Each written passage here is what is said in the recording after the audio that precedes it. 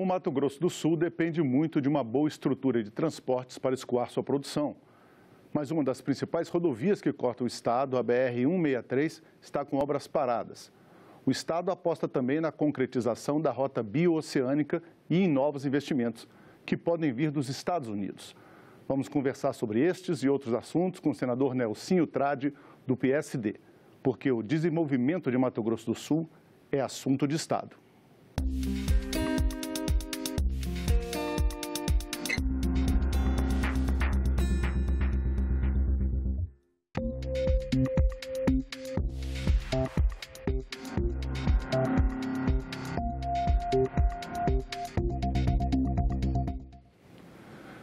Olá, comigo aqui o colega Luiz Oliveira. Obrigado pela presença. Obrigado, senador, pela sua presença no programa Assunto de Estado. Eu que agradeço, quero cumprimentá-los, dizer da nossa alegria em poder estar participando na TV Senado para falar um pouco dos projetos que estamos trabalhando aqui no Senado da República, que com certeza interessam não só para o Mato Grosso do Sul, como para o nosso país.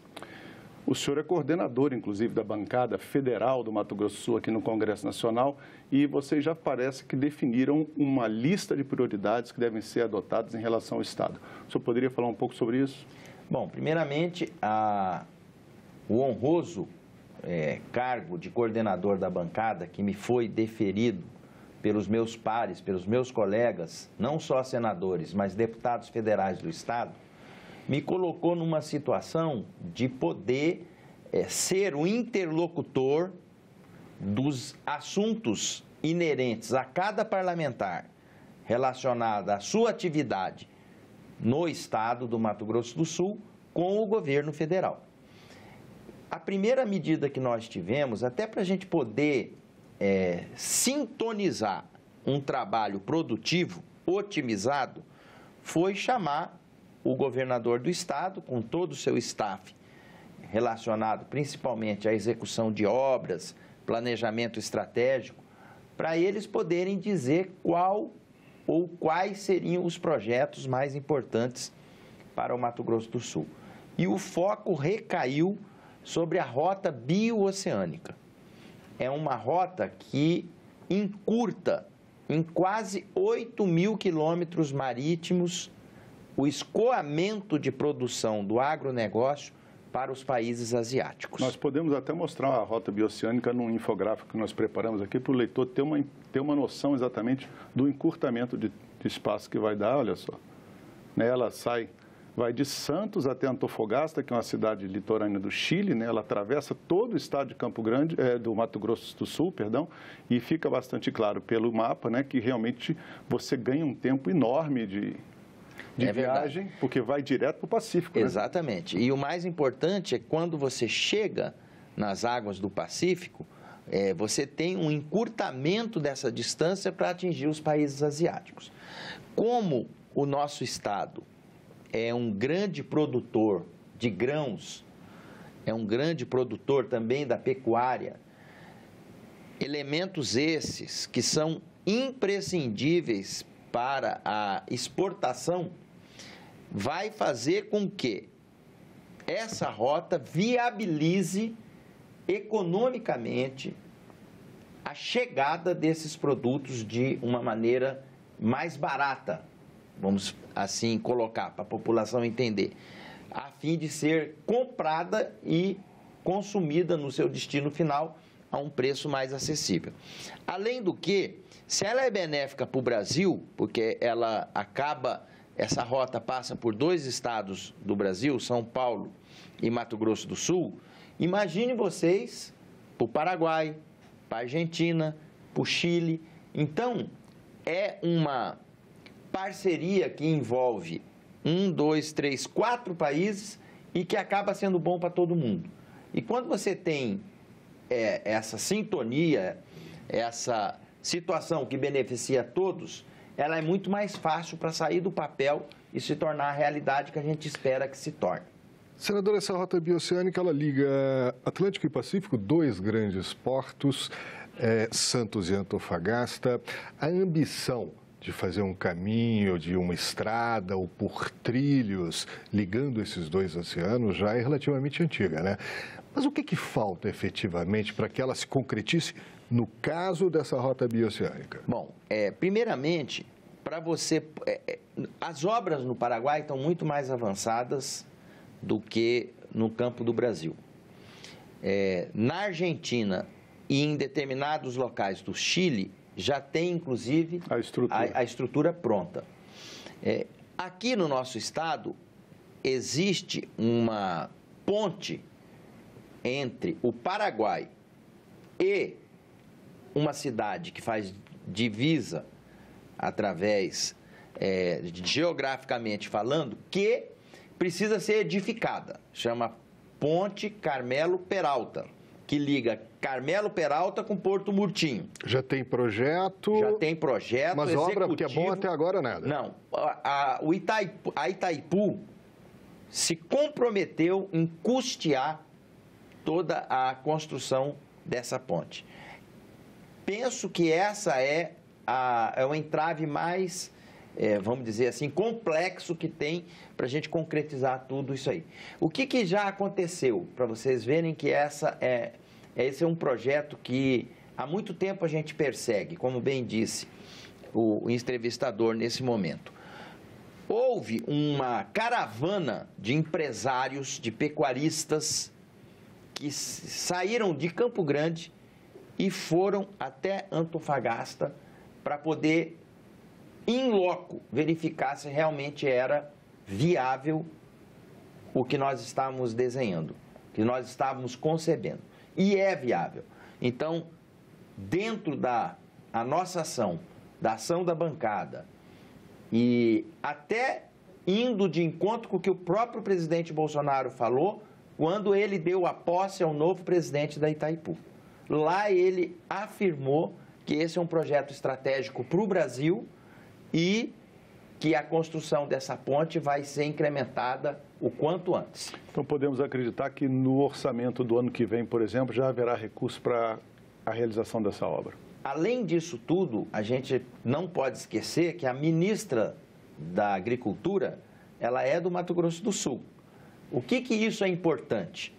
Importante porque ela tem total conhecimento da importância que esse projeto tem para o desenvolvimento não só do Estado, como para o nosso país também. O senhor falou da importância do Estado do Mato Grosso do Sul no que diz respeito ao agronegócio e do significado que essa rota bioceânica traria para o Estado. Mas vamos falar assim, para a população de Mato Grosso do Sul. Uma vez inaugurada essa rota bioceânica, ela se tornando operacional, o que isso muda no dia a dia das pessoas lá do seu estado? Bom, primeiro que você vai ter uma drenagem muito maior desse produto, que é inerente, que é oriundo do nosso estado, então vai otimizar, vai estimular mais a produção com geração de emprego, geração de renda. Além do que, foi também traçado dentro desse trajeto pontos turísticos a serem explorados não só pela nossa população do nosso estado, como também do Brasil todo. Ou seja, essa região de Porto Murtinho, que é uma cidade que faz a divisa com o Paraguai, ela precisa desse estímulo para poder dar uma reviravolta na sua economia. Outros temas que tenham sido discutidos pela bancada e colocados como prioritários para a discussão do orçamento desse ano, pagamento das emendas parlamentares, reforma e construção de escolas, é um trabalho bastante complexo. Está certo que a rota bioceânica vai ter a prioridade número 1, mas o senhor poderia elencar, por exemplo, mais dois obras importantes? Eu digo o seguinte, houve uma renovação muito grande, não só na Câmara Federal, como no próprio Senado. E as emendas que foram encaminhadas pelos parlamentares anteriores, acaba recaindo não só a cobrança, mas a esperança que ela possa sair do papel no coordenador da bancada. E a gente tem centenas já de pedidos, de demandas que acabaram ficando para trás, ainda mais quando se muda um governo. Então, tem aquela história, não, vamos começar do zero, o que passou, passou, mas não é bem assim. Tem várias emendas que poderão ser aproveitadas e que nós estamos trabalhando uma a uma. Outra situação importante para poder otimizar isso é o seguinte: o relatório do orçamento da União do ano passado foi feito por um senador do nosso estado, que é o senador Moca, que não se reelegeu. E parte da assessoria dele está no nosso gabinete justamente para poder atender essas demandas que ficaram para trás. Para ter, inclusive, essa memória, né, do trabalho. Exatamente. Agora, senador, o senhor é presidente da Comissão de Relações Exteriores. Recentemente, o senhor participou de uma viagem aos Estados Unidos, integrando a comitiva do presidente Bolsonaro. Há uma preocupação cada vez maior de que a economia brasileira precisa se revitalizar, no que diz respeito especificamente ao Mato Grosso do Sul. O senhor tem conversado com empresários, percebe o interesse deles em aumentar os seus investimentos no seu estado? Olha, primeiro, eu queria passar isso para o telespectador, para vocês que estão fazendo essa entrevista. Uma coisa é você ouvir dizer, outra coisa é você estar lá presente e testemunhar o que eu testemunhei. Nós participamos, nessa viagem aos Estados Unidos, de um jantar na Câmara de Comércio americana. Tinham 200 empresários americanos, todos muito bem organizados, cada um fazendo questionamento à equipe do presidente, o ministro Paulo Guedes, ministra Tereza Cristina, a nós que estávamos representando o Congresso, no que tange a provável, e é o que eu espero que aconteça, enfrentamento e aprovação da pauta da Previdência. Por quê? Qual é a percepção deles lá? Eles falam assim, nós queremos investir. O governo mudou, até mesmo no campo ideológico. E nós estamos sentindo que existe uma boa vontade em se viabilizar tudo isso. Mas isso é para valer? Fica esse questionamento lá. Essa reforma que vocês estão falando, vocês vão fazer esse ano? Perguntaram para mim, como representante do Congresso. Então, o entendimento que o senhor teve no encontro foi que depende muito dessa aprovação. Totalmente dependente. Então, todo mundo esperando. Por quê? Vamos dizer que você seja um empresário, o telespectador também, queira investir o seu capital num determinado negócio. Qual o ambiente que você vai procurar para fazer esse investimento?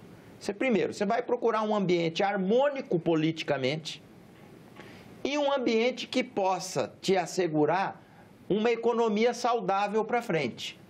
Como que o cara vai vir investir aqui, sendo que as contas que estão para todo mundo ver da Previdência, consumindo cada vez mais os recursos públicos e numa perspectiva de futuro, de entrar num verdadeiro colapso das contas públicas, como que o cara vai investir o dinheiro dele aqui?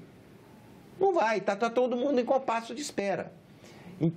O ministro Paulo Guedes fez uma palestra, foi aplaudido umas 3 vezes no meio da palestra, porque a gente sente a disposição firme do governo de poder logo enfrentar isso, há essa ansiedade, às vezes até essa ansiedade os fazem cometer alguns erros inerentes de quem está começando.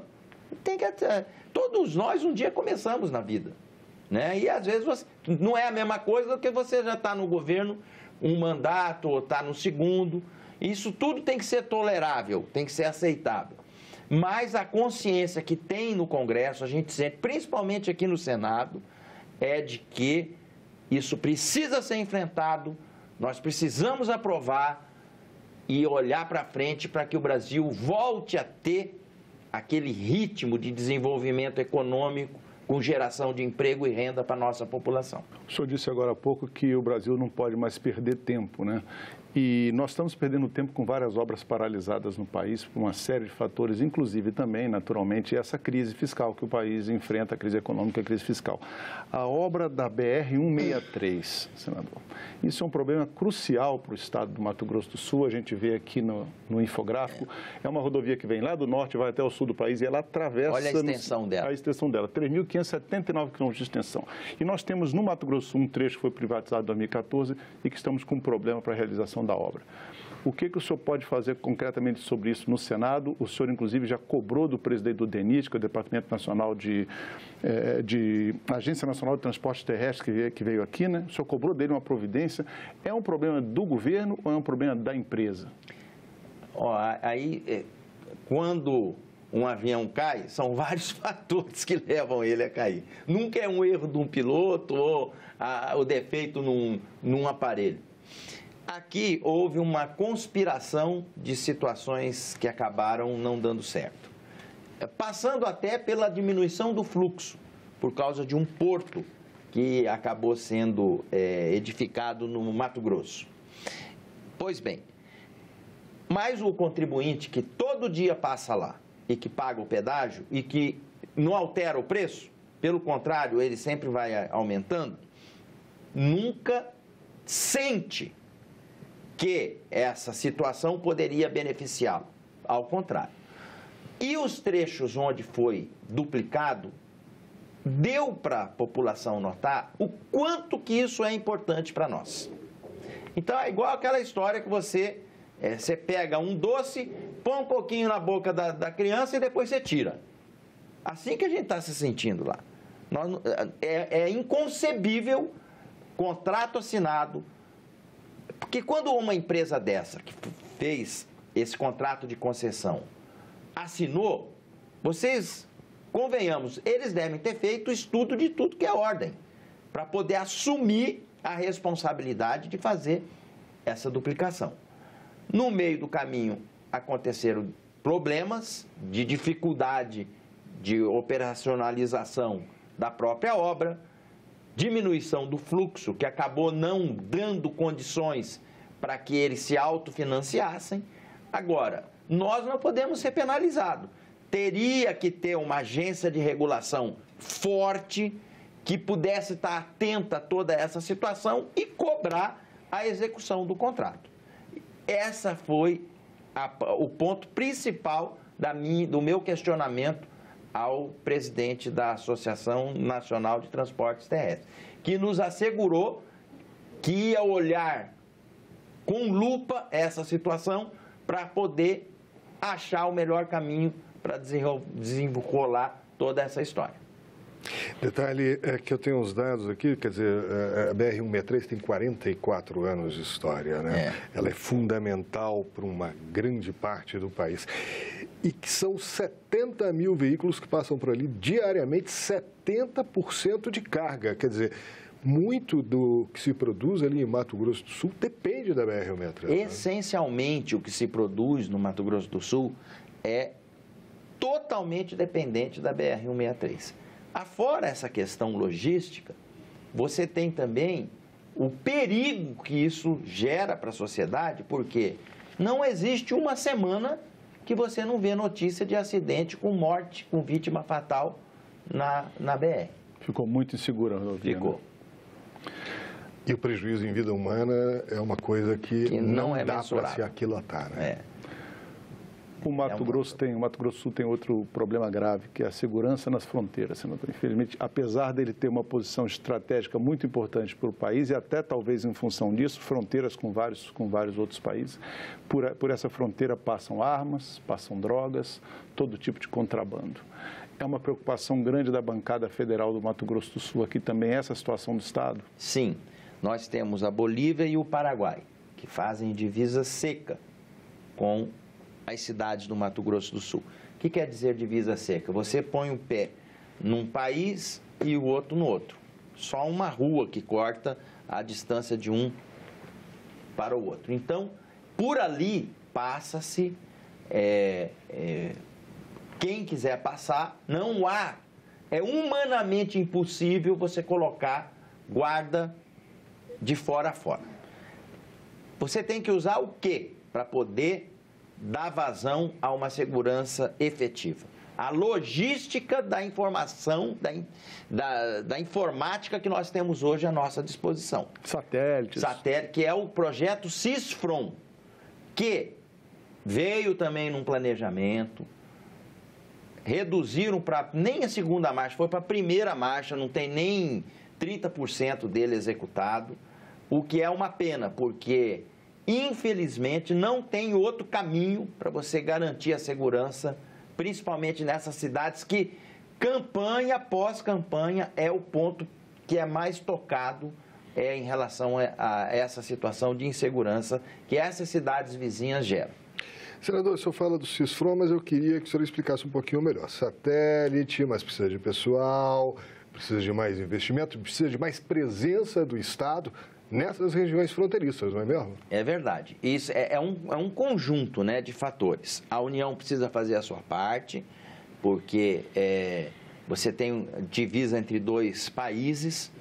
Eles têm o projeto pronto, e eu achei até uma atitude louvável por parte do Comando Militar do Oeste, que tem a sede na capital do Mato Grosso do Sul, que é Campo Grande, que logo que foram eleitos os parlamentares, eles nos convidaram para poder apresentar o projeto como um todo, dizer das dificuldades, solicitar que a gente possa auxiliá-los, porque ninguém mais do que eles tem o interesse que isso avance. Inclusive, presidente que sou da Comissão de Relações Exteriores e Defesa Nacional, recebemos recentemente o general Fernando, que é o nosso ministro da Defesa.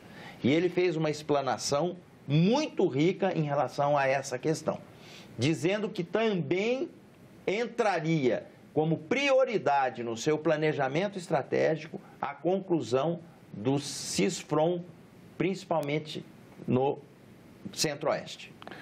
O senhor foi prefeito de Campo Grande durante 8 anos, realizou mais de 1.000 obras nesse período e muitas delas obras na área de saneamento, a ponto de que a capital do seu estado hoje desfruta de uma posição nesse segmento de saneamento básico muito melhor do que a maioria de outras capitais, inclusive na região. Temos aqui no saneamento do Brasil 100 milhões de pessoas sem coleta de esgoto, 46% dos esgotos apenas são tratados. No Mato Grosso do Sul, a rede de água alcança 85% da população, a coleta de esgoto quase a metade, a mesma coisa o tratamento, e as perdas de água são de cerca de 1/3. Todos esses números, inclusive, são superiores às médias nacionais. Qual foi o planejamento que o senhor fez no seu trabalho como prefeito para conseguir reduzir esse déficit de saneamento básico que existia na capital? Olha, primeiro, você tocou num ponto que me orgulha muito. Ter sido prefeito da cidade que eu nasci, a capital do Mato Grosso do Sul. E, deixando a modéstia de lado, eu fui um bom prefeito. E tive uma sorte em escolher bons assessores, porque ninguém faz nada sozinho nessa vida. Pessoas comprometidas, leais, competentes.